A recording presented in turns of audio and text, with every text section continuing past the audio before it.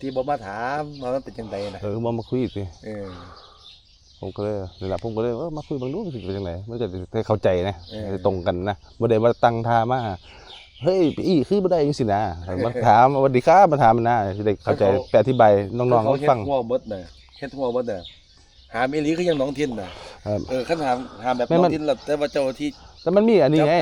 ที่ผมคืองงคือมันมีข้อกฎหมายที่ว่าของรัฐเนาะอันนี้เป็นของรัฐด้วยเนาะมันสิห้ามจับสัตว์น้ำอยู่แล้วล่ะแต่คนในคือจับได้ลุงน้องก็ถามมาแล้วคนก็มาเสริมมามันเป็นทุกวังละทุกจังหวัดละจังซี่นะมันหัวไปกินเองเนี่ยฤดูกาลว่างไทยเขาก็ว่าแต่ทางกฎหมายตกปลาเนี่ยมันตกได้แต่ว่าในเขตใกล้เขาเนี่ยมันอาจจะบ่ได้แต่เป็นยังเพิ่นขึ้นได้บัดนี้น้องก็จะว่ามาอย่างนี้บางสีนะเป็นยังซุ่มอายเขาคือซิดกันอยู่เบ็ดเห็นอยู่นะเอาจักละเรื่องกูจะไปถามให้ดอกจันคือเขาบ่อยากให้มาไกลบุญไหว้ไกลสำนักงานหลายซื่อครับน้องบ่มีสำนักงานเนี่ยได้อ้อมได้หมดพุ่นแล้วครับ